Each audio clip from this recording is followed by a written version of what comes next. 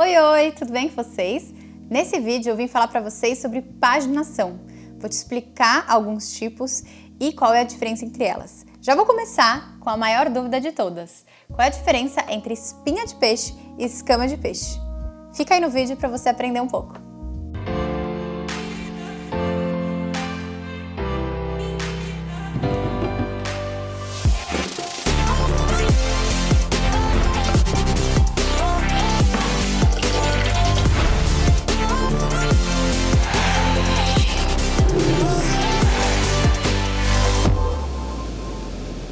Então, falando sobre escama de peixe, espinha de peixe, a gente vê muito por aí em vários Instagrams de arquitetura.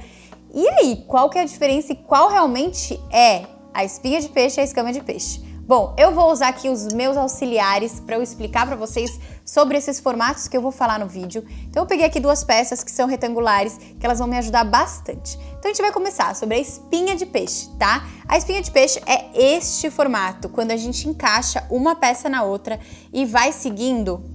Ó, vamos pensar que aqui embaixo a gente tem o chão, tá? E a gente vai seguindo com este formato em zigue-zague de baixo até em cima. Já a opção de escama de peixe, a gente vai paralelo ao piso ou à parede, né? Então, a gente tem o mesmo desenho, né? O mesmo encaixe da peça, porém em outra posição. E aí, essa peça vai encaixar aqui, a próxima, e vai acabar criando um desenho diferente. Como eu coloquei aqui, ó, nas duas laterais. Esse daqui é a espinha de peixe, esse daqui é a escama de peixe. Agora, ninguém mais vai ficar na dúvida. E eu já devo ter falado errado em algum vídeo, com certeza, mas tá aqui agora para todo mundo saber.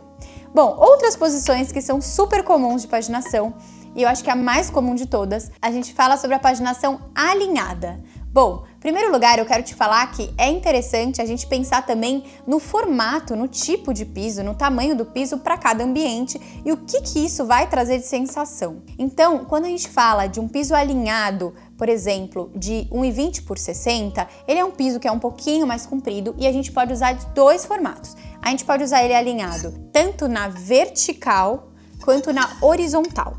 Então vamos falar de piso primeiro. Se eu for usar isso aqui em um piso de um apartamento pequeno ou até mesmo de uma cozinha, de um banheiro, o ideal é que a gente use ele em relação à porta, a gente fazer ele na vertical. Por quê? Quando eu entrar, eu vou ter essa visão que dá longelinidade no ambiente. Então eu vou deixar o ambiente mais amplo quando eu uso esse tipo de revestimento porcelanato, por exemplo, que tem um formato mais retangular, quando eu uso ele nessa opção da alinhada vertical. Quando a gente fala aí de paredes também, se você quiser ampliar um ambiente, por exemplo, que tem um pé direito baixo, a gente também pode usar nessa opção, alinhado vertical. Isso daqui também vai dar amplitude para o seu ambiente, porque você vai ter a linha dos olhos seguindo essa paginação. Então isso acaba dando amplitude. Já a opção horizontal, ela é legal para ampliar na lateral. Por exemplo, se você quiser ampliar uma largura, eu já tenho um pé direito legal e eu quero ampliar um pouco a largura desse box. É super interessante a gente usar ela na horizontal. A opção horizontal e a vertical a gente também usa muitas vezes até metade da parede, então a gente não precisa seguir uma regra, tá? Nenhuma dessas paginações tem uma regra, a gente pode usar até metade, até 1,20, deixar só a altura da porta, então a gente pode brincar com os tipos de paginação. Uma paginação também muito comum, que vocês já devem ter visto, que a gente chama de amarração.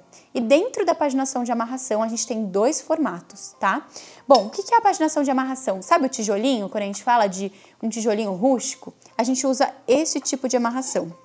Essa amarração a gente chama de amarração 50-50, ou seja, eu estou usando metade da minha peça alinhado com metade da outra peça. Isso vai criar esse formato de tijolinho, essa paginação de amarração. Porém, eu indico para vocês, quando a gente for usar um piso, por exemplo, em réguas de madeira, que ele também vai ter esse formato, que a gente use a paginação 30-70, ou seja, a gente não vai meiar a peça, a gente não vai deixar na metade, a gente vai prolongar um pouco e colocar como se fosse a 30% da peça.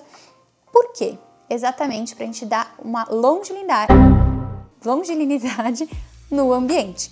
Quando a gente usa desse formato, a gente acaba deixando a peça um pouco mais longa, mais comprida e não assim, ó, reparem só. Esse tipo de formato meio a meio, acho super legal para parede, até mesmo esse tipo de revestimento, parede de banheiro, parede de cozinha. Já quando a gente vai usar em piso, eu te indico usar nesse formato, que é um pouquinho a mais do que a metade da peça. Outro tipo de paginação que vocês já devem ter visto, mas hoje em dia ela não é tão comum, é a paginação diagonal. Normalmente ela é usada com revestimentos quadrados e a gente usa ela inclinada. Eu não gosto muito porque a gente acaba trazendo a sensação de foco no piso. E eu gosto que o piso ele seja um coadjuvante. A não ser que a gente escolha que esse piso vai ser o foco, ou seja, um piso de ladrilho hidráulico, um hexagonal, algum piso diferente. Então a gente tem que pensar muito no tipo de paginação, porque ela também vai alterar o conceito, né?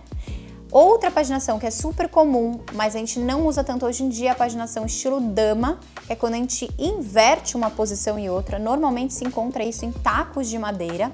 Então a gente também vai deixar uma fotinho aqui para vocês verem. Mas esse tipo de piso a gente não usa mais tanto hoje em dia, mas ela existe. E aí, falando também de além das paginações e as sensações que elas podem causar, acho legal de falar para vocês com relação aos formatos, né? Quando eu quero, então, deixar o meu ambiente um pouco maior, quando eu quero deixar o ambiente mais longilíneo, o ideal é que a gente sempre use uma peça mais retangular. Tanto uma peça de régua de madeira, por exemplo, ou um taco, ou uma régua que imita um porcelanato de madeira, por exemplo, a gente sempre usa ela nessa posição. Ou até mesmo quando você vai usar um porcelanato cinza, um porcelanato 1,20 por 60 é uma ótima opção para você deixar o ambiente mais longo.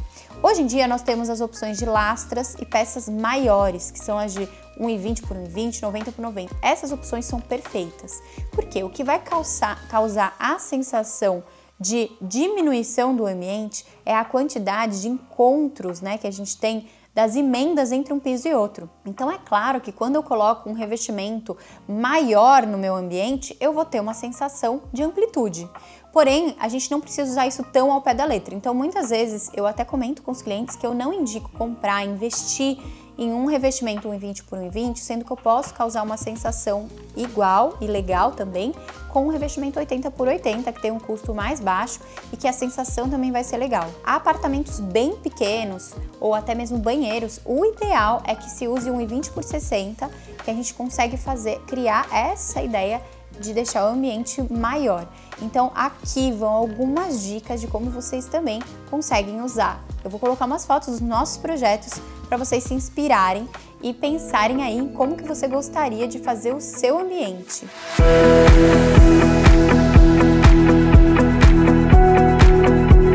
Bom, vocês viram aqui alguns exemplos dessas paginações que eu comentei. Se você ficou com alguma dúvida, comenta aqui embaixo para eu já te responder.